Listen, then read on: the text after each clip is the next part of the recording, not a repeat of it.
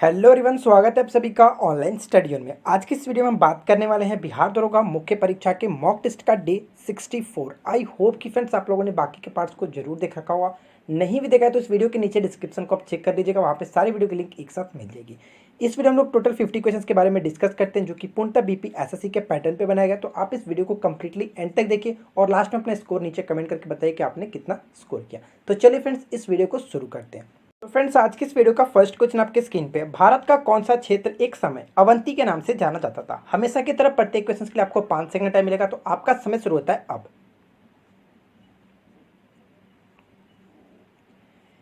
तो फ्रेंड्स, बात करते हैं सही उत्तर का। इस क्वेश्चन का राइट आंसर होगा ऑप्शन डी, मालवा। ठीक है फ्रेंड्स, मालवा एक समय में अवंती के नाम से जाना जाता था। मैं आपको बता दूं फ्रेंड्स, अवंती जो जनपद है वो आधुनिक मालवा और मध्य प्रदेश के कुछ भागों से मिलकर के बना हुआ था। अवंती के दो भाग थे। पहला भाग की बात करें तो उत्तरी अवंती था, जिसकी राजधानी उज्जैनी होती है। ये पॉइंट इंपॉर्टेंट है, याद रखेंगे। और दूसरा जो भाग था दक्षिणी अवंती, जिसकी राजधानी महेशमती होती थी। ठीक है फ्रेंड्स, महिष्मती या फिर माहेशमती कहीं कहीं देता है, तो इस चीज़ को याद रखेंगे। एक क्वेश्चन ये पूछ जा सकता है फ्रेंड्स कि जो ये अवंती है ये किस धर्म के लिए जो कि प्रमुख केंद्र था? तो याद रखेंगे बौद्ध धर्म का केंद्र था। क्लियर? आई होप कि फ्रेंड्स इस क्वेश्चन से आपको सारे डाउट्स क्लियर हो गए होंगे। तो चलिए बढ़ते हैं अगले क्वेश्चन की तरफ। और नेक्स्ट क्वेश्चन देखिए क्या है। तमिल भाषा के शिल्पाधिकारम और मणिमेखलाई नामक गौरव ग्रंथ किससे संबंधित है?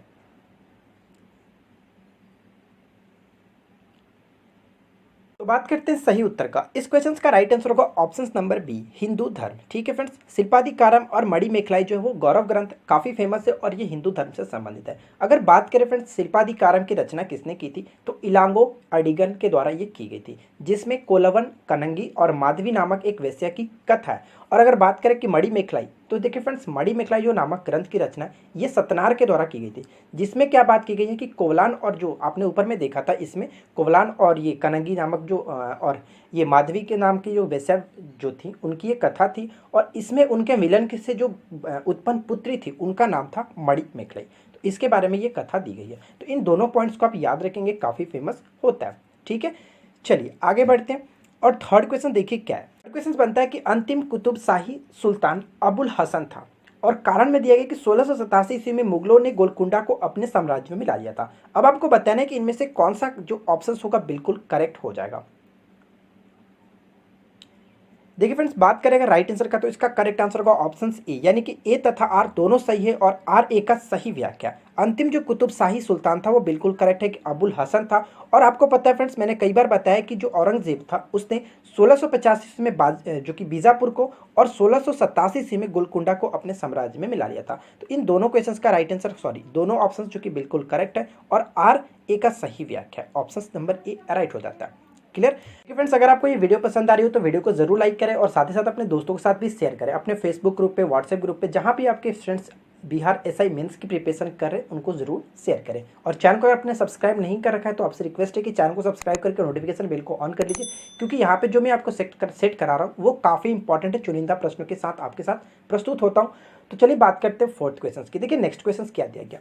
निम्नलिखित कथनों पर विचार करना है। फर्स्ट, सेकंड, थर्ड को आप पढ़ेंगे और उसके बाद बताएंगे कौन सा कथन सही है।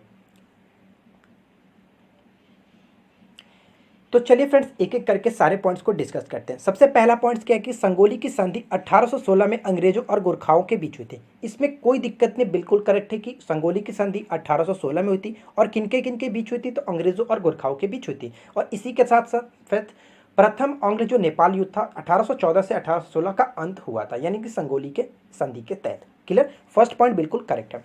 सेकंड पॉइंट देखिए क्या है कि संगोली के संधि के समय गवर्नर जनरल लॉर्ड हेस्टिंग्स था। ये भी बिल्कुल करेक्ट है, इसमें भी कोई दिक्कत नहीं, क्योंकि लॉर्ड हेस्टिंग्स का जो शासनकाल था 1813 से लेकर के 1823 तक था। तो आप देख सकते हैं कि संगोली की संधि 1816 में हुई थी, तो इन्हीं के शासनकाल में हुई थी। ये पॉइंट भी बिल्कुल करेक्ट है, कोई दिक्कत नहीं है। थर्ड पॉइंट कह दिया कि लॉर्ड रिपन को पिंडारियों के दमनकर्ता के रूप में जाना जाता है। तो ये पॉइंट गलत होता है, क्योंकि लॉर्ड रिपन को नहीं फ्रेंड्स, लॉर्ड रिपन को नहीं, लॉर्ड हेस्टिंग्स को जाना जाता है पिंडारियों के दमनकर्ता के रूप में। इन्होंने पिंडारियों का दमन किया था। तो थर्ड पॉइंट तो गलत हो जाता है। तो यहाँ पे हमसे पूछा गया था कथन सही है, तो फर्स्ट और सेकंड बिल्कुल करेक्ट है, इसलिए राइट आंसर होगा ऑप्शन सी। Clear friends? आगे बढ़ते हैं। नेक्स्ट क्वेश्चन देखिए क्या है। अगला प्रश्न हमारा दिया गया फ्रेंड्स कि किसने इंडियन काउंसिल एक्ट पारित कर पोर्टफोलियो प्रणाली को लागू किया था? इस क्वेश्चन का राइट आंसर क्या होगा, आप इसको गेस करेंगे।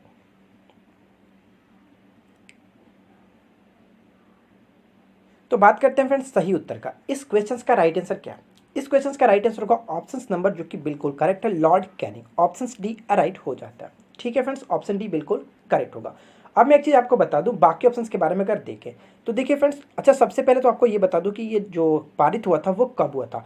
1861 ईस्वी में ये पारित किया गया था, ये पॉइंट याद रखेंगे। ठीक है, अगर बाकी ऑप्शंस के बारे में देखें, जैसे कि लॉर्ड एलिगन। लॉर्ड एलिगन क्यों फेमस है थे? क्योंकि बहावी आंदोलन का जो दमन किया था इन्होंने ही किया था। बहावी आंदोलन का मुख्य केंद्र पूछा जाता है तो पटना याद रखेंगे। बहावी आंदोलन का मुख्य केंद्र पटना था, याद रखेंगे। लॉर्ड डलहौजी क्यों फेमस है? तो लॉर्ड डलहौजी कई कारणों से फेमस है। तो आपको पता होगा, रेलवे चलाया था इन्होंने, अपने काल में प्रथम डाक विभाग की स्थापना की थी, तो ये काफ़ी कई तरह से फेमस है। ठीक है, और थर्ड पॉइंट की अगर देखें, लॉर्ड लॉरेंस। देखिए फ्रेंड्स, लॉर्ड लॉरेंस जो है 1865 में भारत और यूरोप के बीच प्रथम समुद्री टेलीग्राफ सेवा की शुरुआत की थी, जिसकी वजह से काफ़ी ये फेमस थे। तो इस चीज़ को भी याद रखेंगे। तो फिलहाल इस क्वेश्चन का राइट आंसर होगा ऑप्शन डी, याद रखेंगे। क्लियर, आगे बढ़ते हैं। नेक्स्ट क्वेश्चन बनता है कि प्रधानमंत्री इटली की घोषणा कब हुई थी जिसमें भारत को स्वतंत्र करने का आश्वासन दिया गया था? काफी अच्छा प्रश्न है, इसका राइट आंसर क्या होगा? इस क्वेश्चन का right answer friends option number A बिल्कुल करेक्ट होगा, 15 मार्च 1946। ठीक है, 15 मार्च 1946 को प्रधानमंत्री इटली ने यह घोषणा की थी कि भारत को स्वतंत्र करने का आश्वासन दिया था। ठीक है, अगर बाकी डेट्स के बारे में यहाँ पे देखें तो काफ़ी इंपॉर्टेंट है, जैसे कि 3 जून 1947। इसमें फ्रेंड्स माउंटबेटन योजना के बारे में कहा गया, यानी कि भारत विभाजन की जो योजना रखी गई थी माउंटबेटन के द्वारा, ये इसमें कही गई थी 3 जून 1947 को। अगर 24 मार्च 1946 को देखें तो देखिए फ्रेंड्स, कैबिनेट मिशन का आगमन जो हुआ था भारत में, ये इसी डेट को हुआ था, 24 मार्च 1946 को। और 16 मई 1946 क्यों फेमस है? क्योंकि कैबिनेट मिशन योजना का प्रकाशन जो हुआ था वो इस डेट को हुआ था, याद रखेंगे। 16 मई, देखिए एक चीज़ और याद आ रहा है, 16 मई को मैं आपको बता दूं, 16 मई को सिक्किम डे के रूप में भी मनाया जाता है, इस चीज़ को आप याद रखेंगे। बढ़ते हैं अगले क्वेश्चन की तरफ, और नेक्स्ट क्वेश्चन देखिए क्या, लॉर्ड लॉरेंस ने किस देश के संबंध में अहस्तक्षेप की नीति अपनाई जिसे शानदार निष्क्रियता के नाम से भी जाना जाता है?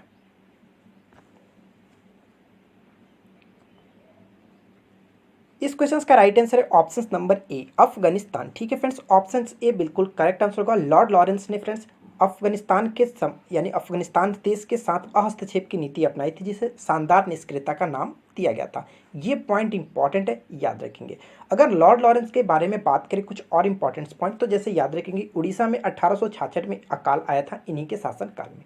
ठीक है फ्रेंड्स, और मैं आपको बता दूं कि बाद में इन्होंने हेनरी कैंपबेल के नेतृत्व में अकाल आयोग का भी गठन किया था, ये आप याद रखेंगे। चलिए बढ़ते हैं अगले क्वेश्चन की तरफ, और नेक्स्ट क्वेश्चन देखिए क्या दिया गया, गुप्त राजवंश किस लिए प्रसिद्ध था?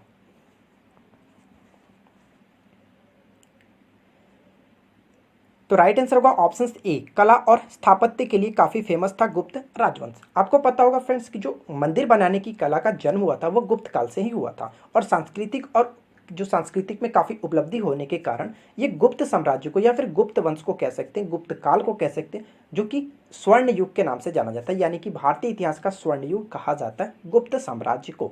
इस पॉइंट को याद रखेंगे। ठीक है फ्रेंड्स, बढ़ते हैं अगले क्वेश्चन की तरफ, और नेक्स्ट क्वेश्चन देखिए क्या, निम्नलिखित में से कौन सा मिलान सत्य है? तो चलिए एक एक करके देखते हैं कि सारे पॉइंट्स क्या दिया गया। पहला पॉइंट है कॉमरेड। तो मैंने आपको कई बार बताया कि कॉमरेड जो है फ्रेंड्स मोहम्मद अली जिन्ना के द्वारा लिखा गया, बिल्कुल करेक्ट है, और इन्होंने साथ ही साथ हमदर्द भी लिखा था। अगर बात करें कि भारतीय समाजशास्त्री, ये बिल्कुल करेक्ट है, लाला हरदयाल के द्वारा लिखा गया था। और थर्ड पॉइंट क्या दिया कि ताराने हिंद। तराने हिंद के साथ साथ बागे द्वारा, ठीक है फ्रेंड्स, बागे दर्रा एक नाम था, बागे दर्रा आप कह सकते हैं, बागे दर्रा, जो कि मोहम्मद इकबाल ने ही लिखा था। ये दोनों पॉइंट भी बिल्कुल करेक्ट हो जाते हैं। तो कुल मिलाकर देखें तो यह तीनों ऑप्शंस बिल्कुल सही मिलान किया गया, इसलिए राइट आंसर होगा ऑप्शन डी, सभी 1 2 3। क्लियर, आगे देखते हैं। नेक्स्ट क्वेश्चन देखिए क्या कि अकबर ने दीन इलाही खालिस्तान वर्ष में प्रारंभ किया था। जो दीन इलाही था, इसकी शुरुआत अकबर ने कब की थी? तो इस क्वेश्चन का राइट आंसर होगा ऑप्शन नंबर डी, बिल्कुल करेक्ट है फ्रेंड्स, 1582 ईस्वी में। ठीक है, याद रखेंगे। अगर बाकी ऑप्शंस के बारे में देखें जो कि अकबर से रिलेटेड ही मैंने यहाँ पे इंक्लूड कर रखा है, जैसे फ्रेंड्स देखिए, अगर सबसे पहले 1575 देखें तो 1575 में इबादत खाना की स्थापना इसने की थी। और साथ ही साथ 1578 क्यों फेमस है? क्योंकि 1575 में इबादत खाना की स्थापना की थी, उस समय सभी धर्मों के लोगों को इसमें आना अनिवार्य नहीं था, लेकिन 1578 में सभी धर्मों को आना इसमें अनिवार्य कर दिया गया था। ठीक है, और 1581 क्या तो 1581 से रिलेटेड कोई भी इंपॉर्टेंट जानकारी अब अकबर से रिलेटेड नहीं है, इस चीज़ को याद रखेंगे। एक क्वेश्चन मैं आपको और बताता हूँ फ्रेंड्स, यहाँ पे हम लोग को 1582 में देखा दीन इलाही, लेकिन ऐसे भी पूछा जा सकता है कि 1583 क्या था। तो 1583 में इलाही संवत की स्टार्ट की थी, यानी ध्यान रखेंगे कि दीन इलाही की शुरुआत की थी 1582 में, लेकिन फ्रेंड्स 1 साल बाद इलाही संवत की स्टार्ट की थी। तो ये पॉइंट बहुत इंपॉर्टेंट है, याद रखेंगे। चलिए बढ़ते हैं अगले क्वेश्चन की तरफ, और नेक्स्ट क्वेश्चन देखिए क्या दिया गया। निम्नलिखित में से कौन एक कथन मोहम्मद अली जिन्ना के विषय में सत्य नहीं है, यानी आपको बताना है कि कौन सा जो दिया गया कथन वो सत्य नहीं है। तो चलिए एक एक करके पॉइंट्स को देखते हैं। सबसे पहला पॉइंट देखिए क्या है कि वे द्विराष्ट्र सिद्धांत के समर्थक थे। बिल्कुल करेक्ट है कि ऐसा भी पूछा जा सकता है कि द्विराष्ट्र सिद्धांत किसने दिया था, तो मोहम्मद अली जिन्ना। डायरेक्ट क्वेश्चन भी पूछा जाता है। नेक्स्ट क्वेश्चन क्या है कि उन्होंने 1940 में मुस्लिम लीग की लाहौर के वार्षिक अधिवेशन की अध्यक्षता की थी। बिल्कुल करेक्ट है, इसमें भी कोई दिक्कत नहीं है। थर्ड पॉइंट क्या बनता है फ्रेंड्स कि असहयोग आंदोलन में उन्होंने भाग नहीं लिया था। ये भी बिल्कुल करेक्ट है कि महात्मा गांधी जी द्वारा चलाया गया जो असहयोग आंदोलन था उसमें इन्होंने भाग नहीं लिया था। ये पॉइंट भी राइट है, और इस तरह से देखें तो इनमें से कोई नहीं, बिल्कुल करेक्ट आंसर हो जाता है कि सभी जो पॉइंट्स दिए गए थे वो सही थे। ठीक है, आगे बढ़ते हैं। और नेक्स्ट क्वेश्चन देखिए क्या है कि भारत सरकार द्वारा राष्ट्रीय ई शासन योजना जो है वो कब शुरू किया गया था। भारत सरकार द्वारा ई शासन योजना कब से स्टार्ट किया गया। तो इस क्वेश्चन का राइट आंसर होगा ऑप्शन नंबर बी, 2006 में स्टार्ट किया गया था। ठीक है, 2005 जो दिख रहा है जो कि पेपर में हमेशा पूछा था, जैसे आरटीआई जो अधिनियम लगा था, राइट टू इन्फॉर्मेशन एक्ट जो लगा था फ्रेंड्स, वो कब पारित हुआ था, तो वो पारित हुआ था 2005 में। ठीक है, 2005 में। आपके लिए एक छोटा सा क्वेश्चन मैं पूछता हूँ, आपको बताना है कि जो आरटीआई जो स्टार्ट किया गया था, आरटीआई अधिनियम जो लागू किया गया था वो किस डेट से लागू किया था, यानी कि कब से लेकर के, कब से लेकर नहीं, कब स्टार्ट, वो डेट के साथ आपको मेंशन करना है। 2005 तो मैंने आपको बता दिया। देखते हैं कितने लोग इसका कमेंट करके सही बताते हैं। अगला प्रश्न देखिए क्या है कि गुप्त साम्राज्य के बारे में निम्नलिखित कथनों पर विचार करें और उपरोक्त में से कौन सा कथन सही है, ये आपको बताना है। तो एक एक करके आप पढ़ लीजिए और इसके बाद बताइए कि आपका राइट आंसर क्या होना चाहिए। तो चलिए एक एक करके देखते हैं। सबसे पहला पॉइंट में क्या दिया है कि इति सिंह जो है श्री गुप्त के शासनकाल में भारत आया था। श्रीगुप्त कौन था, आपको पता है कि गुप्त वंश का संस्थापक माना जाता है श्रीगुप्त। और इसका शासनकाल क्या था फ्रेंड्स, आपको याद रखना है, तो ये आप क्लियर कर पाओगे। जैसे 240 ईस्वी से लेकर के 280 ईस्वी तक जो कि श्रीगुप्त ने शासन किया था और इनका शासनकाल था। लेकिन अब इति सिंह के बारे में बात करें तो इति सिंह के बारे में कहा जाता है कि ये 7वीं शताब्दी के अंत में भारत में आया हुआ था। तो अब आप देखो कि 7वीं शताब्दी और ये कहाँ 3री शताब्दी, तो ये पहला पॉइंट तो ऐसे ही गलत हो जाता है। ठीक है, सेकंड पॉइंट में क्या है कि वराहमिहिर जो है चंद्रगुप्त प्रथम के समकालीन थे। ये पॉइंट भी बिल्कुल गलत है, क्योंकि वराहमिहिर जो थे फ्रेंड्स वो चंद्रगुप्त द्वितीय के समकालीन थे, न कि प्रथम के। तो ये पॉइंट भी गलत हो जाता है। थर्ड में क्या है, कुमारगुप्त ने नालंदा मठ की स्थापना की थी। नालंदा मठ यानी कि नालंदा विश्वविद्यालय की स्थापना की थी। तो बिल्कुल करेक्ट है, थर्ड पॉइंट राइट होता है। तो यहाँ पे पूछा है कि सही कथन कौन सा है, तो केवल 3 बिल्कुल करेक्ट होगा। ऑप्शन डी आपका राइट हो जाता है। आगे बढ़ते हैं और नेक्स्ट क्वेश्चन देखिए क्या है। उपनिषदों में प्रतिपादित दर्शन को इस रूप में जाना जाता है। दर्शन को किस रूप में जाना जाता है ये आपको बताना है। इसका राइट आंसर होगा ऑप्शन नंबर बी, वेदांत। ठीक है फ्रेंड्स, ऑप्शन भी बिल्कुल करेक्ट हो जाता है। फ्रेंड्स अगर आपने अभी तक इस वीडियो को लाइक नहीं किया तो प्लीज़ आपसे रिक्वेस्ट है कि वीडियो को ज़रूर लाइक करें और साथ ही साथ अपने दोस्तों के साथ शेयर करें, चैनल को सब्सक्राइब करके हमें सपोर्ट करें। अगला प्रश्न देखिए क्या है कि महात्मा गांधी जी ने स्वराज, आधुनिक सभ्यता और मशीनीकरण के बारे में अपनी पुस्तक हिंद स्वराज को कब लिखा था। काफी अच्छा प्रश्न है। इस क्वेश्चन का राइट आंसर क्या होगा, यानी क्वेश्चन में ये पूछा जा रहा है कि महात्मा गांधी ने हिंद स्वराज को कब लिखा था। इस क्वेश्चन का राइट आंसर होगा ऑप्शन नंबर ए, बिल्कुल करेक्ट है। 1909 ईस्वी में इन्होंने लिखा था। ठीक है फ्रेंड्स, अगर बाकी ऑप्शंस के बारे में देखें जैसे कि 1903 क्या है, 1903 में फ्रेंड्स इन्होंने जो कि अफ्रीका में एक पत्र स्टार्ट किया था, समाचार पत्र का नाम क्या था, इंडियन ओपिनियन। 1903 में, ये पॉइंट याद रखेंगे। 1919 से लेकर के 1931 तक इन्होंने फ्रेंड्स यंग इंडिया का प्रकाशन भी किया था। ये चीज़ आप याद रखेंगे। ठीक है, चलिए आगे बढ़ते हैं। अच्छा, आगे बढ़ने से पहले एक क्वेश्चन ये पूछा जा सकता है कि हिंद स्वराज को जब इन्होंने सबसे पहला बार पब्लिश किया था 1909 में, तो ये किस भाषा में पब्लिश किया था, तो याद रखेंगे गुजराती भाषा में। क्लियर, आगे बढ़ते हैं। अगला प्रश्न बनता है कि 1793 में स्थायी बंदोबस्त से क्या पुनर्स्थापित हुए। काफी अच्छा प्रश्न है और हमेशा पूछा जाता है 1793 स्थायी बंदोबस्त से रिलेटेड 1-2 क्वेश्चंस तो यहाँ से आपको ध्यान रखना है, काफ़ी इंपॉर्टेंट क्वेश्चन ये बन जाता है। इसका राइट आंसर होगा ऑप्शन बी, भूमि पर जमींदारों के बर्जुआ संपत्ति जो कि अधिकार। कहने का मतलब ये हुआ फ्रेंड्स, इसके तहत क्या किया गया था कि स्थायी बंदोबस्त 1793 के तहत ये किया गया था, जो भू राजस्व था, जमींदारों का जो भू राजस्व था उसका 90%, करीब करीब कहा जाता है 89%, लेकिन कहीं कहीं आपको देखने को मिलता है 90%।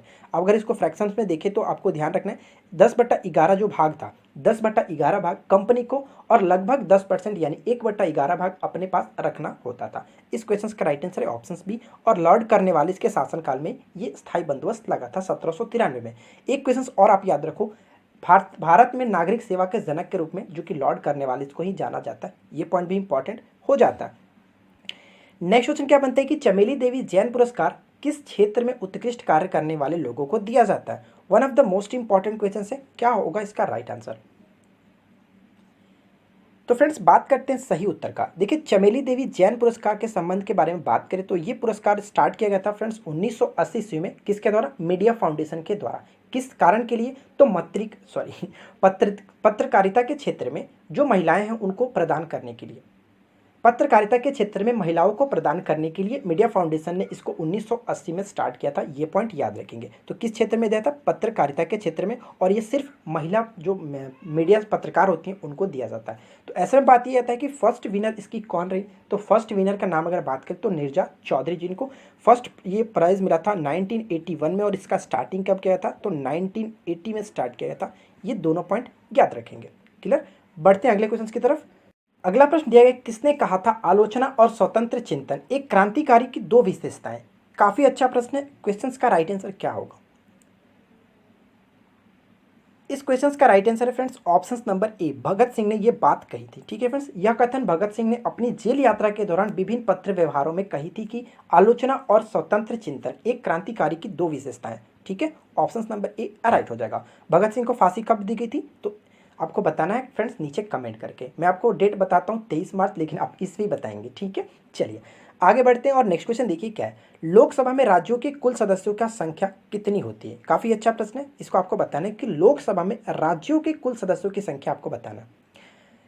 तो देखिए, अगर हम लोग बात करें फ्रेंड्स नॉर्मली कि अगर जो कि लोकसभा में सीटों की संख्या कितनी होती है, तो लोकसभा में सीटों की संख्या 545 रखी गई है। अगर अधिकतम की संख्या की बात करें तो 552 होता है, वो हम लोग थोड़ा देर में बात करेंगे, लेकिन 545 के बारे में थोड़ा सा चर्चा करते हैं। 545 में कुल फ्रेंड्स अगर बात करें तो राज्य से कुल सीटों की संख्या जो होती है वो सदस्य होते हैं 530। ठीक है, राज्य से। अगर हम बात करें कि केंद्र शासित से कितने होते हैं, तो केंद्र शासित से 13 सदस्य को नियुक्त किया जाता है, और साथ ही साथ 2 सदस्य एंग्लो इंडियन समुदाय के तहत राष्ट्रपति मनोनीत करता है लोकसभा में। तो कुल मिलाकर होकर 530 और 13 543 और 2 545।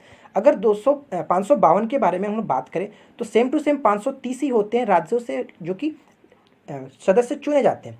लेकिन फ्रेंड्स ध्यान रखिएगा कि 20 सदस्य जो होंगे वो केंद्र शासित प्रदेश से चुने जाते हैं, और 2 जो सदस्य होते हैं वो डेफिनेटली फिक्स ही है कि आंग्ल जो भारतीय समुदाय के सदस्य होते हैं राष्ट्रपति के द्वारा मनोनीत किए जाते हैं। तो इन दोनों पॉइंट्स को आप याद रखेंगे। क्लियर? तो फिलहाल इस क्वेश्चन का राइट आंसर क्या होगा? ऑप्शन नंबर बी राइट होगा। राज्यों में कुल सदस्यों की संख्या कितनी होती है? 530। आगे बढ़ते हैं और नेक्स्ट क्वेश्चन देखिए क्या दिया गया। भारतीय संविधान के संबंध में निम्नलिखित में से कौन सी सही सुमेलित नहीं है? यह आपको बताना है कि इनमें से जो मैच किया गया वो सही सुमेलित नहीं है। तो चलिए एक एक करके देख लेते हैं। पहला पॉइंट क्या है कि भाग 12 बीत संपत्ति अनुबंध और वाद, बिल्कुल करेक्ट है फ्रेंड्स कि भाग 12 जो है फ्रेंड्स ये बिल्कुल करेक्ट है कि वित्त से संबंधित है, क्योंकि 280 अनुच्छेद के तहत वित्त आयोग का गठन किया था और इसी के अंतर्गत आता है भाग 12 के अंतर्गत। पहला पॉइंट बिल्कुल करेक्ट है। सेकंड में क्या था कि संघ संविधान समिति के अध्यक्ष जो थे बिल्कुल करेक्ट है, जवाहरलाल नेहरू, इसमें भी कोई दिक्कत नहीं है। 1784 में नियंत्रण बोर्ड की नियुक्ति की, 1784 पिट्स इंडिया एक्ट के तहत नियंत्रण कंट्रोल बोर्ड की नियुक्ति की गई थी, ये भी करेक्ट है। लेकिन फ्रेंड्स मत्स्य पालन जो केंद्रीय सूची के विषय नहीं है, ये राज्य सूची का विषय है, तो ये पॉइंट गलत हो जाता है। ठीक है, याद रखेंगे। ऑप्शन नंबर यहाँ पे डी राइट होगा, जो कि गलत तरीके से मैच किया गया। आगे बढ़ते हैं और नेक्स्ट क्वेश्चन देखिए क्या दिया गया। अगला प्रश्न बनता है कि भारत में अवशिष्ट अधिकार खालिस्तान के पास निहित है। काफी अच्छा प्रश्न है। इसका राइट आंसर क्या होगा बताइए? इस क्वेश्चन का राइट आंसर होगा फ्रेंड्स ऑप्शन नंबर जो कि बिल्कुल करेक्ट है, संघ सरकार। ऑप्शन ए राइट आंसर होगा। एक चीज़ मैं आपको क्लियर कर देता हूँ फ्रेंड्स कि अवशिष्ट जो अधिकार होते हैं वो इस चीज़ के कहते हैं कि जैसे कि सामर्थ्य जो सूची है उसमें पहले तो आप बात करो कि जो 7वीं अनुसूची में 3 प्रकार की सूची दी गई, राज्य सूची, संघ सूची और समवर्ती सूची। तो समवर्ती सूची में दोनों विषय बनाते हैं, लेकिन कुछ जो अधिकार होते हैं जैसे कुछ जो विषय वो किसी में नहीं डाला गया, तो वो अवशिष्ट शक्ति किसके पास होती है, तो संघ सरकार के पास होती है। और ये किस अनुच्छेद के तहत बोला गया, तो 248 के 2 के तहत ये बात कही गई है कि किसके पास होती है, अवशिष्ट अधिकार निहित होती है संघ सरकार के पास। तो ये पॉइंट याद रखेंगे, 248 के 2 में ये बात कही गई है, तो इस आर्टिकल को आप याद रखेंगे। बात करते हैं अगले क्वेश्चन की, और नेक्स्ट क्वेश्चन देखिए क्या, राज्य के नीति निर्देशक तत्व एक ऐसा चेक है जो बैंक की सुविधा अनुसार अदा की जाएगी। ये बात जो है वो किसने कही थी, कई एग्जाम्स में पूछा जा चुका है, तो आप इसको हल्के में बिल्कुल भी ना लें। बहुत अच्छा प्रश्न है। इस क्वेश्चन का राइट आंसर क्या होगा, इसका राइट आंसर है ऑप्शन नंबर बी, यानी कि केटी शाह ने ये बात कही थी फ्रेंड्स। ठीक है, राज्य नीति निर्देशक तत्व जो वो ऐसा चेक है जो बैंक की सुविधा अनुसार अदा की जाएगी, ये बात कही थी। राज्य के नीति निर्देशक तत्व के बारे में अगर बात करें तो ये किस देश के संविधान से लिया गया, आयरलैंड के संविधान से लिया गया, और इसका अगर अनुच्छेद हम लोग बात करें तो 36 से 51 में इंक्लूड किया गया, जो कि भाग 4 में। ठीक है, इस पॉइंट को आप याद रखेंगे। बात करते हैं अगले क्वेश्चन की। नेक्स्ट क्वेश्चन बनता है कि भारतीय संविधान के निम्नलिखित प्रावधानों में से कौन सा प्रावधान मंत्रिपरिषद की नियुक्ति तथा पदच्युत का विवेचन करता है। काफी अच्छा प्रश्न है। तो इस क्वेश्चन का राइट आंसर होगा ऑप्शन नंबर डी, यानी कि अनुच्छेद 75 के तहत ये बात कही गई है। ठीक है फ्रेंड्स, अगर हम लोग बाकी ऑप्शंस के बारे में देखें, सबसे पहले अनुच्छेद 75 के बारे में आपको बता देता हूँ। जैसे कि इसमें बात ये कही है कि प्रधानमंत्री की जो नियुक्ति होगी वो राष्ट्रपति करेगा, और अन्य जो मंत्रियों की नियुक्ति होगी वो राष्ट्रपति प्रधानमंत्री की सलाह पर करेगा। इसमें ये बात कही गई है। ठीक है फ्रेंड्स, एक चीज़ आपको यहाँ से मैंने कई बार बताया कि आर्टिकल जो 79 है ये क्यों फेमस है, तो मैंने आपको छोटा सा तरीका ही बताया था सरल आपको याद रखने के लिए। जो स से यानी कि संसद का गठन 79 के तहत होता है, र मतलब राज्यसभा का गठन 80 के तहत होता है, और ल का मतलब यानी कि लोकसभा का गठन 81 के तहत होता है। ये मैंने आपको कई बार बता चुका है, तो इस पॉइंट को याद रखेंगे 79 के तहत। एक क्वेश्चन आपको ये मैं आपको बताता हूँ, देखिए कि अनुच्छेद 76 जो है यानी कि 76 जो है, इसमें महान्याय जो वादी है उनके बारे में बात की कि महान्यायवादी की नियुक्ति जो होगी वो किसके द्वारा, वो राष्ट्रपति के द्वारा की जाती है, उनके बारे में बात की है। अब आपके एक छोटा सा क्वेश्चन मैं आपको पूछता हूँ कि आर्टिकल 85 जो है, ये आप थर्ड ऑप्शन देख रहे हैं, इसके बारे में आपको नीचे कमेंट करके बताना है, और वो काफ़ी इंपॉर्टेंट है, पेपर में भी देखने को मिलता है। आप नीचे कमेंट करके बताएंगे कि किससे संबंधित है अनुच्छेद 50 से। नेक्स्ट क्वेश्चन देखिए क्या, लोकपाल अधिनियम के संबंध में विचार करेंगे। फर्स्ट सेकंड थर्ड्स को आप पढ़िए और उसके बाद बताइए कि कौन सा गलत है। ध्यान दीजिएगा, गलत आपको बताना है। यहाँ पे तीनों पॉइंट्स में गलत कौन सा है, इसका राइट आंसर क्या होगा, एक एक करके देखते हैं। सबसे पहला पॉइंट देखिए क्या है कि लोकपाल अधिनियम 2013 में संसद द्वारा पारित किया गया था। बिल्कुल करेक्ट है, कोई दिक्कत नहीं है। ठीक है फ्रेंड्स, एक जो इससे पहले मैंने जो वीडियो बनाया था, यानी कि इससे पहले जो 63rd पार्ट था, उसमें मैंने आपको कंप्लीट कराया था फ्रेंड्स कि लोकपाल जो था ये सबसे पहले 1809 में स्वीडन में पारित किया गया था, और उसके बाद 2013 में देखिए संसद द्वारा पारित किया गया भारत में। तो ये पहला पॉइंट तो बिल्कुल करेक्ट है। सेकेंड पॉइंट क्या है कि यह भारतीय संसद का भ्रष्टाचार विरोधी कानून है। ये पॉइंट भी बिल्कुल करेक्ट है, इसमें भी कोई दिक्कत नहीं है। थर्ड पॉइंट में क्या दिया है कि लोकपाल एक बहुसंख्यक निकाय है जो कि एक सदस्य और अधिकतम 4 सदस्यों से मिलकर के बना होता है। ये पॉइंट गलत है। एक सदस्य तो होते हैं, ये करेक्ट है, लेकिन फ्रेंड्स इसमें 8 सदस्य होते हैं। ठीक है, एक अध्यक्ष और 8 सदस्य होते हैं जिसकी नियुक्ति राष्ट्रपति के द्वारा की जाती है। ये पॉइंट गलत यहाँ पे किया गया। तो यहाँ पे देखें ऑप्शन नंबर जो कि केवल 3 गलत है, ऑप्शन डी आपका राइट हो जाता है। आई होप कि फ्रेंड्स आप लोग को ये चीज़ समझ में आ गई होगी। अगर आपको ये वीडियो पसंद आ रहा हो तो प्लीज़ यार आपसे रिक्वेस्ट है कि वीडियो को ज़रूर लाइक करना, क्योंकि आप लोग वीडियो तो देखते हो लेकिन लाइक नहीं करते हो। अगले क्वेश्चन के बारे में बात करते हैं। नेक्स्ट क्वेश्चन देखिए क्या दिया गया, भारत में आधुनिक शिक्षा प्रणाली की नींव किसने डाली थी या फिर किससे पड़ी थी। इस क्वेश्चन का राइट आंसर होगा ऑप्शन नंबर बी, बिल्कुल करेक्ट है कि 1835 के मैकाले के मिनट से ये बात कही गई थी कि आधुनिक शिक्षा प्रणाली की नींव पड़ी है। Option number B right answer हो जाता है। नेक्स्ट क्वेश्चन देखिए क्या फ्रेंड्स, निम्नलिखित कथनों पर विचार कीजिए। फर्स्ट और सेकंड को आप पढ़ेंगे और उसके बाद अपना राइट आंसर को गेस करेंगे। तो चलिए एक एक करके देखते हैं। सबसे पहला पॉइंट क्या है कि संविधान संशोधन कार्यविधि भारत के संविधान के अनुच्छेद 368 बिल्कुल करेक्ट है, अनुच्छेद 368 में उपबद्ध किया गया, इसमें कोई दिक्कत नहीं है। अगर हम लोग बात करें फ्रेंड्स कि ये किस भाग में ये बात कही गई है, तो भाग 20 में आता है। ठीक है, जो कि अगर हम लोग संशोधन की प्रक्रिया के बारे में बात करते हैं तो ये भाग 20 में वर्णित किया गया अनुच्छेद 368 में। ठीक है, दक्षिण अफ्रीका के संविधान से लिया गया था, ये बात भी आपको याद होगा। सेकंड पॉइंट देखिए क्या कह रहा है कि भारत के संविधान के सभी संशोधनों के लिए राज्यों की सहमति अनिवार्य है, जो बिल्कुल नहीं। सभी संशोधन के लिए राज्यों की जो सहमति है उनका अनिवार्य बिल्कुल करेक्ट नहीं है, ये गलत है। तो बात करें अगर राइट आंसर का तो केवल एक सही था, इसलिए राइट आंसर का ऑप्शन ए बिल्कुल करेक्ट होता है। ठीक है, आगे बढ़ते हैं। नेक्स्ट क्वेश्चन देखिए क्या दिया गया। अगला प्रश्न हमारा बनता है कि निम्नलिखित में से कौन रूपांतरित चट्टान नहीं है। यानी फ्रेंड्स यहाँ पे आपको बताना है कि कौन एक प्रकार का कयांतरित कह सकते हैं या फिर रूपांतरित चट्टान नहीं है। तो चलिए एक एक करके देखते हैं। सबसे पहला स्लेट। देखिए फ्रेंड, जो स्लेट होता है ये किसका भाग होता है? तो स्लेट जो कि अवसादी जो कि सेल का रूपांतरण होता है। ठीक है, अवसादी जो सेल है उसका रूपांतरण होता है स्लेट, तो ये बिल्कुल करेक्ट है, ये रूपांतरित चट्टान में आता है। सेकंड के बारे में बात करें संगमरमर, तो संगमरमर भी है जो है वो अवसादी चूना पत्थर का एक रूप होता है या फिर आप कह सकते हैं। ठीक है, तो ये पॉइंट भी बिल्कुल करेक्ट है। थर्ड में बात करें ग्रेफाइट, तो ग्रेफाइट भी एक रूपांतरित जो कि अग्नेय चट्टान बिटुमिनस कोयला का उदाहरण होता है। ठीक है, जो ये रूपांतरित किससे होता है? तो बिटुमिनस कोयला का रूपांतरण से बनता है ग्रेफाइट, तो ये बिल्कुल करेक्ट है, इसमें भी कोई दिक्कत नहीं है। जो ग्रेनाइट होता है फ्रेंड्स, ग्रेनाइट अग्नेय चट्टान होता है, इसलिए हम कह सकते हैं कि रूपांतरित चट्टान का उदाहरण नहीं है। ऑप्शन नंबर डी यहाँ पे राइट हो जाता है। मैंने आपको कई बार बताया अगर आप चट्टान से रिलेटेड सारे पॉइंट्स को याद करना चाहते हैं तो आप हमारे स्ट्रिक वाली वीडियो को देख सकते हैं। ठीक है, आगे बढ़ते हैं और नेक्स्ट क्वेश्चन देखिए क्या। अगला प्रश्न दिया गया कि हंगुल के संदर्भ में निम्नलिखित कथनों पर विचार करेंगे। सबसे पहले तो आप देख लीजिए कि हंगुल होता क्या है। ठीक है, तब आपको अच्छे से समझ में आएगा आपको क्या बताना है। आपको ये बताना है फ्रेंड्स कि हंगुल के बारे में आपको इसमें विचार करना है और आपको पॉइंट्स दिए गए, आप उस पॉइंट्स को पढ़ेंगे और उसके बारे में बताएंगे। तो देखिए उम्मीद करता हूँ कि आप लोगों ने कुछ ना कुछ आंसर को टिक कर लिया होगा। तो चलिए एक एक करके देखते हैं। सबसे पहला पॉइंट क्या है कि यह हिमाचल प्रदेश का राज्य पशु है, तो ये बिल्कुल गलत है फ्रेंड्स। ध्यान रखेंगे फ्रेंड्स, हंगुल जो होता है वो एक कश्मीरी हंगुल होता है, इसलिए पहला तो पॉइंट्स गलत है। और ये पाया कहाँ जाता है? ये दाचीग्राम राष्ट्रीय उद्यान जो कि जम्मू कश्मीर में पाया जाता है, और मैंने आपको जस्ट बताया कि कश्मीरी हंगुल के नाम से भी जाना जाता है। तो इसका राइट आंसर होगा ऑप्शन जो कि बी बिल्कुल करेक्ट दिया गया, यानी कि दूसरा करेक्ट है। इसलिए केवल यहाँ पे बात करेंगे क्या, यहाँ पे एक ऑप्शन तो मैंने गलती से मैच कर दिया, तो यहाँ पे राइट आंसर केवल 2 बिल्कुल करेक्ट होगा। ठीक है फ्रेंड्स, ऑप्शन नंबर आपका ए राइट आंसर हो जाता है, केवल 2 करेक्ट है। ये दाची ग्राम राष्ट्रीय उद्यान में पाया जाता है जो कि J&K जम्मू कश्मीर में स्थित है। क्लियर फ्रेंड्स, आगे बढ़ते हैं। नेक्स्ट क्वेश्चन देखिए क्या है कि किस केंद्र शासित या फिर राज्य प्रदेश में कुटुनाद नामक स्थान है जो भारत में सबसे कम ऊंचाई वाला है और दुनिया के उन स्थानों में से एक है जहां समुद्र तल से नीचे कृषि की जाती है। काफ़ी अच्छा प्रश्न है, इसका राइट आंसर क्या होगा? यानी कहने का मतलब ये है फ्रेंड्स कि ये भारत का सबसे कम ऊंचाई वाला स्थान है और दुनिया के उन स्थानों में से भी एक है जहां पर समुद्र तल से नीचे कृषि की जाती है। ये स्थान कहाँ पे पड़ता है? कुटुनाद, तो ये पड़ता है केरल में। ऑप्शन बी बिल्कुल करेक्ट हो जाता है। क्लियर फ्रेंड्स, आगे बढ़ते हैं और नेक्स्ट क्वेश्चन देखिए क्या है। नीचे दिए गए कुटों में से सही उत्तर का चयन कीजिए। फर्स्ट, सेकंड, थर्ड को आप पढ़िए, मिलान जो किया गया उसको देखिए और उसके बाद बताइए कि क्या गलत है और क्या होना चाहिए।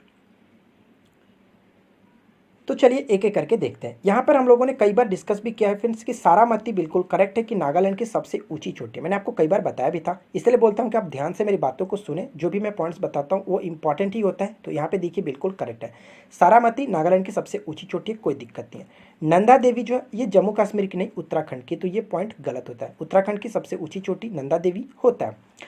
अनाई जो है वो दक्षिण भारत का सबसे ऊंची चोटी है, बिल्कुल करेक्ट है, इसमें कोई दिक्कत नहीं है। पिछला बार मेंस में ये पूछा भी गया था, दक्षिण भारत की सबसे ऊंची चोटी कौन सी है? अनाई मोदी। ध्यान रखेंगे फ्रेंड्स, तो पहला और थर्ड बिल्कुल करेक्ट हो रहा है, इसलिए राइट आंसर होगा ऑप्शन नंबर बी बिल्कुल करेक्ट है।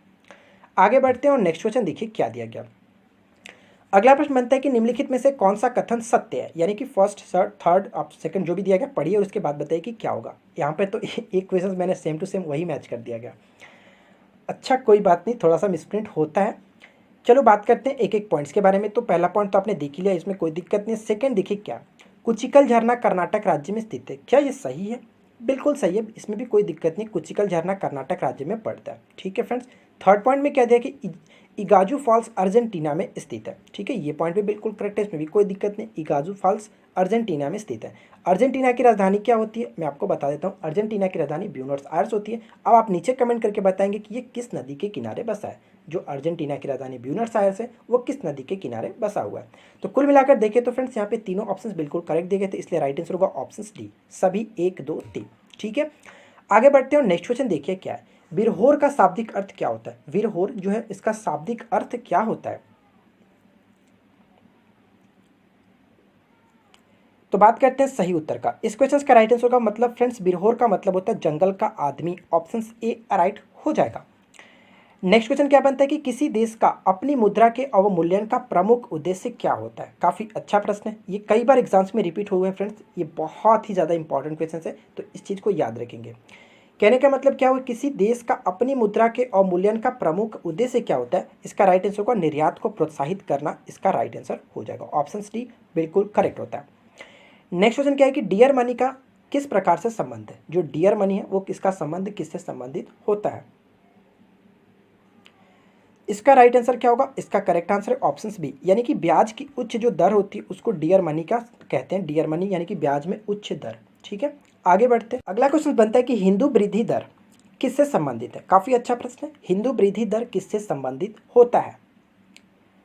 इसका राइट आंसर होगा ऑप्शन नंबर जो कि बिल्कुल करेक्ट है ए, यानी कि राष्ट्रीय प्रति व्यक्ति आय से। ठीक है फ्रेंड्स, ऑप्शन ए करेक्ट हो जाता है। अब यहाँ से आपके लिए दो क्वेश्चंस पूछूंगा, दोनों का राइट आंसर आपको नीचे कमेंट करके बताना है। जैसे कि राष्ट्रीय आय, तो सबसे पहले राष्ट्रीय आय का जो आकलन किया गया था वो किसके द्वारा किया गया था? और सेकंड क्वेश्चन ये है कि फ्रेंड्स की वैज्ञानिक विधि से सबसे पहले राष्ट्रीय आय की गणना किसने की थी? दोनों का राइट आंसर नीचे कमेंट करके आपको बताना है, और इसके बारे में हम लोगों ने कई बार डिस्कस भी किया हुआ है। अगला प्रश्न देखिए क्या है कि निम्नलिखित में से कौन सा कथन सही है? यानी फर्स्ट और सेकंड को आप पढ़ लीजिए और उसके बाद देखिए कि दोनों सही है या फिर दोनों गलत है, या फिर फर्स्ट और सेकंड दोनों में से कौन सा राइट आंसर होगा। तो बात करते हैं सही उत्तर का। देखिए फ्रेंड्स, तडोबा जो राष्ट्रीय उद्यान है महाराष्ट्र में, बिल्कुल करेक्ट है। और सेकंड वाल्मीकि राष्ट्रीय उद्यान जो है ये कहाँ पे पड़ता है? तो ये बिहार में पड़ता है, जो कि गलत किया गया। ठीक है, उत्तर प्रदेश नहीं, बिहार में किया गया। तो यहाँ पे राइट आंसर होगा ऑप्शन नंबर ए, बिल्कुल करेक्ट है। तडोबा राष्ट्रीय उद्यान महाराष्ट्र में पड़ता है। अगर आपने हमारे अभी तक इस वीडियो को नहीं देखा है, जिसमें मैंने आपको बहुत ही अच्छे वाले जो वन्यजीव अभयारण्य है, राष्ट्रीय उद्यान है, उनके बारे में डिस्कस किया था, काफ़ी लोगों ने अपने लोगों ने देखा भी है, बहुत अच्छा प्यार भी दिया। थैंक यू सो मच इस वीडियो को इतना प्यार देने के लिए। अपने दोस्तों के साथ शेयर भी करें, और अगर आपने नहीं देखा तो इस वीडियो को ज़रूर देख लीजिएगा। ठीक है, चलिए आगे बढ़ते हैं, और इसका नेक्स्ट पार्ट में बहुत जल्द आने वाला हूँ आप लोगों की डिमांड पे फ्रेंड्स, तो आप लोग थोड़ा सा वेट कर लो। अगला क्वेश्चन देखिए क्या, कौन सा मिलान सही नहीं है? यहाँ पे जो मिलान किया गया आपको बताना है कि कौन सा मिलान सही नहीं है।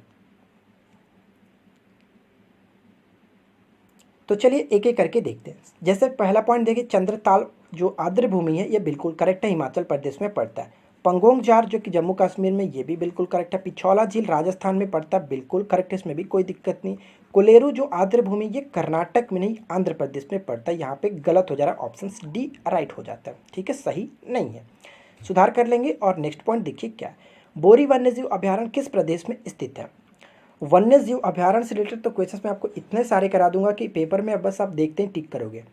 देखो नेक्स्ट क्वेश्चन क्या कह रहा है कि बोरी वन्य जीव अभ्यारण्य कहाँ पे? तो मध्य प्रदेश में पड़ता है। ठीक है, ऑप्शन नंबर जो कि ए बिल्कुल करेक्ट होगा। और ये कहाँ पे? तो मध्य प्रदेश के होशंगाबाद जिले में पड़ता है, इस चीज़ को याद रखेंगे। ठीक है, आगे देखते हैं। और नेक्स्ट देखिए क्या है फ्रेंड्स, अगला प्रश्न क्या दिया गया है। इस बिहारी नेता की अध्यक्षता में भारतीय राष्ट्रीय कांग्रेस का एक विशेष अधिवेशन अगस्त 1918 में बम्बई में हुआ था। काफ़ी अच्छा प्रश्न है फ्रेंड्स, थोड़ा अंदर से पूछा गया लेकिन आपको ये बताना है। अब जो भी पूछा गया आपको बताना है। इसका राइट आंसर क्या होगा? Option number C, Syed Hasan Imam. ठीक है, ऑप्शन नंबर सी बिल्कुल करेक्ट होगा, और ये बिहार के नेता थे। ठीक है, बिहार के नेता थे जो कि सैयद हसन इमाम। अब हम लोग बात करते हैं कि इस अधिवेशन में ऐसा क्या था, चर्चा में ये क्यों था। तो आपको मैं बता दूं फ्रेंड्स कि बम्बई में मार्टिन्यू चेम्सफोर्ड रिपोर्ट पर विचार विमर्श करने के लिए इस अधिवेशन की जो कि विशेष अधिवेशन बुलाया गया था बम्बई में, और 1918 में। इस पॉइंट को याद रखेंगे। ठीक है फ्रेंड्स, चलिए आगे बढ़ते हैं। और नेक्स्ट क्वेश्चन देखिए क्या है, मुख्यतः किस मानसून से बिहार में वर्षा प्राप्त होती है? जो बिहार को वर्षा प्राप्त होती है वो किस मानसून से प्राप्त होती है? इसका राइट आंसर होगा ऑप्शन बी, बंगाल की खाड़ी से प्राप्त होती है। ऑप्शन बी राइट हो जाता है। ठीक है फ्रेंड्स, बिहार में जो वर्षा होती है उसका औसत हम वर्षा की बात करें तो 125 सेंटीमीटर वर्षा होता है। ठीक है, 125 सेंटीमीटर याद रखेंगे। और बिहार में सबसे जो ज़्यादा वर्षा होती है वो जुलाई से अगस्त मौसम में होता है, जुलाई से अगस्त में। अगले क्वेश्चन की तरफ बढ़ते हैं, और नेक्स्ट क्वेश्चन देखिए क्या है। साइंस के क्वेश्चंस के बारे में बात करते हैं फ्रेंड्स, और साइंस के क्वेश्चंस में बहुत जल्द थर्ड पार्ट लाने वाला हूं, तो थोड़ा सा आप वेट कर लो। देखिए सबसे बड़ा श्वेत रक्त वाहिका कौन सी? ये क्वेश्चन पूछा जा रहा है कि सबसे जो बड़ा श्वेत रक्त वाहिका है वो कौन सा है। इसका राइट आंसर होगा ऑप्शन नंबर जो कि बिल्कुल करेक्ट है, मोनोसाइट। ऑप्शन बी बिल्कुल राइट आंसर हो जाता है। ठीक है फ्रेंड्स, यानी कि WBC का सबसे बड़ा जो सेल के बारे में बात करें तो वो मोनोसाइट होता है। ठीक है, आगे बढ़ते हैं और नेक्स्ट क्वेश्चन देखिए क्या है। अगला क्वेश्चन बनता है कि रेफ्रिजरेटर खाद्य पदार्थों को खराब होने से बचाता है, क्योंकि इसका कारण क्या है, क्यों बचाता है? इसका कारण ये होता है कि इससे न्यून तापमान होते हैं उस पर जीवाणु और जो फफूंदी होते हैं, जो कि कवक होते हैं, वो निष्क्रिय हो जाते हैं, जिस वजह से वो खाद्य पदार्थों को सुरक्षा प्रदान करते हैं रेफ्रिजरेटर। तो इसका राइट आंसर क्या होगा? ऑप्शन नंबर बी बिल्कुल करेक्ट हो जाता है। अगला प्रश्न बनता है कि एंजाइम है, बहुत छोटा प्रश्न है, आपको बताना है कि एंजाइम क्या होता है। तो इसका राइट आंसर होगा एंजाइम जो होते हैं फ्रेंड्स प्रोटीन होते हैं। ठीक है, प्रोटीन से बना होता है एंजाइम, ऑप्शन ए बिल्कुल करेक्ट होगा। अगला क्वेश्चन क्या बनता है कि किसी पेड़ की छाल के अंदर जीवित कोशिकाओं की पतली परत को कहा जाता है? जीवित कोशिका की पतली परत को क्या कहा जाता है? तो इसका राइट आंसर होगा ऑप्शन डी, यानी कि कैम्बियम के नाम से जाना जाता है। किसी भी पेड़ की छाल के अंदर जो जीवित कोशिका होती है उसको हम लोग कैम्बियम के नाम से जानते हैं। ठीक है फ्रेंड्स, यह और मैं आपको बता दूं कि यह एक प्रकार का उत्तक परत होता है जो कि पौधों के विकास के लिए आंशिक रूप से जो कि उदासीन कोशिका प्रदान करता है। और एक चीज़ मैं आपको और बता दूं फ्रेंड्स कि यह जो होता है वो फ्लोएम और जाइलम के बीच में पाया जाता है, ये पॉइंट याद रखेंगे। और फ्लोएम और जाइलम के बारे में आपको अच्छे से पता होगा कि क्या होता है। तो देखिए बात करते हैं नेक्स्ट क्वेश्चन के बारे में। अगला पॉइंट क्या है कि पौधे में पत्तियों की सतह पर मौजूद छोटे छिद्र का नाम क्या होता है, आपको बताना है। अगर आप पौधों के जो पत्ते होते हैं उनको जूम करके देखोगे तो उसमें छोटा छोटा चूँकि छिद्र दिखाई देता है, और उस छिद्र को क्या कहते हैं? तो स्टोमाटा कहते हैं। ठीक है, स्टोमाटा। और मैं आपको बता दूं फ्रेंड्स, ये स्टोमाटा ही कार्य करते हैं, जो कि जो पत्ते भोजन बनाते हैं वो इसी माध्यम से बनाते हैं, इसी स्टोमाटा के मदद से। क्यों? क्योंकि जब अगर मैं बात करूँ कि एक पत्ता हो गया तो पत्ते पे जो छोटे छोटे जो छिद्र होते हैं, इस पर क्या होता है कि सनलाइट्स पड़ता है, तो अंदर जो सनलाइट्स क्या होता है कि अंदर पौधे के सारे भागों में पहुंचते हैं और भोजन बनाते हैं। और मैं आपको बता दूं फ्रेंड्स, और जो इसी छिद्र के माध्यम से भोजन बनाने के जो दौरान क्या होता है कि कार्बन डाइऑक्साइड जो गैस होता है वो अंदर इसी माध्यम से जाते हैं और ऑक्सीजन इस माध्यम से बाहर निकलते हैं इसी छिद्र की मदद से। तो इस पॉइंट को याद रखेंगे, काफ़ी अच्छा प्रश्न बन जाता है। बढ़ते हैं अगले क्वेश्चन की तरफ। अगला प्रश्न बनता है कि क्वार्ट्ज निम्न में से किस खनिज का संयोजन है? काफ़ी अच्छा प्रश्न है, किसका संयोजन होता है आपको ये बताना है। देखिए फ्रेंड्स, सबसे पहले आपको ये पता होना चाहिए कि जो क्वार्ट्ज होता है इसका फॉर्मूला क्या होता है। SiO2 कहते हैं। ठीक है, SiO2 यानी कि सिलिकॉन डाइऑक्साइड। तो सिलिकॉन और ऑक्सीजन का ये संयोजन होता है, इसलिए ऑप्शन जो कि बी बिल्कुल करेक्ट हो जाता है। ठीक है, आगे बढ़ते हैं और नेक्स्ट देखिए क्या है कि मानव शरीर में रुधिर बैंक का कार्य कौन करता है? मानव शरीर में रुधिर बैंक का कार्य किसका होता है, कौन करता है? इसका राइट आंसर है ऑप्शन ए, तिल्ली और पलीहा। ठीक है फ्रेंड्स, ऑप्शन ए बिल्कुल राइट आंसर हो जाएगा। नेक्स्ट देखिए क्या, स्थानीय वनस्पति का संग्रह क्या कहलाता है? स्थानीय वनस्पति का संग्रह क्या कहलाता है? आप लोग काफ़ी डिमांड कर रहे थे कि बायोलॉजी के क्वेश्चंस ज़्यादा इंक्लूड कीजिए, तो मैं कोशिश कर रहा हूँ फ्रेंड्स कि बायोलॉजी के क्वेश्चंस ज़्यादा इंक्लूड करूँ, लेकिन सेट बनाना है तो आप सब डायरेक्ट बायोलॉजी के तो नहीं इंक्लूड कर सकता हूँ, कुछ क्वेश्चंस मैंने यहाँ पे मिक्स भी किया हुआ। ठीक है, तो देखिए अगर क्वेश्चंस के बारे में बात करें कि स्थानीय वनस्पति का संग्रह जो होता है वो हर्बेरियम कहलाता है, ऑप्शन ए आपका राइट हो जाता है। ध्यान रखेंगे, मोस्ट इंपॉर्टेंट क्वेश्चन है। अगला प्रश्न क्या बनता है कि सड़क पर चलने की अपेक्षा बर्फ पर चलना कठिन है, इसका कारण क्या होता है? तो इस क्वेश्चन का राइट आंसर होगा ऑप्शन नंबर डी बिल्कुल करेक्ट है कि बर्फ में सड़क की अपेक्षा कम घर्षण होता है। इसका राइट आंसर होगा ऑप्शन डी बिल्कुल करेक्ट होता है। नेक्स्ट क्वेश्चन देखिए फ्रेंड्स, क्या बनता है कि शैवालों की कोशिका भित्ति किसकी बनी होती है? और इसके बारे में मैंने आपको कई बार बताया भी था, अगर आपने ध्यान से सुना होगा तो डेफिनेटली इसका राइट आंसर आप करोगे। तो चलिए बात करते हैं इसका राइट आंसर क्या होगा। देखिए शैवालों की कोशिका भित्ति जो होती है वो सेलुलोज की बनी होती है, लेकिन अगर पूछ ले कि कवकों की कोशिका भित्ति किसकी बनी होती है तो काइटिन की बनी होती है। तो मैंने आपको बताया था कवकों की कोशिका भित्ति काइटिन की बनी होती है। कैसे याद रखना है, इसमें देखिए क है, इसमें भी क है, इसमें स है, इसमें भी स है। लेकिन अगर पूछ ले फ्रेंड्स बैक्टीरिया की कोशिका भित्ति किसकी बनी होती है, यानी कि जीवाणु की कोशिका भित्ति किसकी बनी होती है, तो पेप्टिडो ग्लाइकॉन की बनी होती है, ये भी आप याद रखेंगे। तो फिलहाल इस क्वेश्चन का राइट आंसर क्या होगा, ऑप्शन ए सेलुलोज की। तो देखिए फ्रेंड्स, यहाँ पर हम लोगों ने 50 क्वेश्चंस काफ़ी अच्छे से डिस्कस कर लिया। आप नीचे कमेंट करके बताएंगे कि आउट ऑफ 50 से कितना आपने स्कोरिंग किया, आपका स्कोर क्या रहा, और आपको ये वीडियो कैसी लगी नीचे कमेंट करके जरूर बताएं। जो भी मैंने क्वेश्चंस पूछा उसका राइट आंसर आप नीचे कमेंट करके बताएं।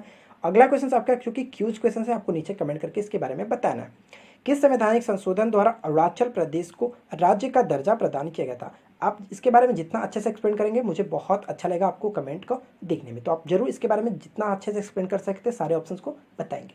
तो फ्रेंड्स हम मिलते हैं नेक्स्ट वीडियो में। अगर आपको वीडियो अच्छा लगा तो वीडियो को लाइक करें, अपने फ्रेंड के साथ शेयर करें, चैनल को सब्सक्राइब नहीं कर रखा है तो सब्सक्राइब भी कर लीजिएगा। मिलते हैं नेक्स्ट वीडियो में। Thanks for watching, keep learning, have a good day.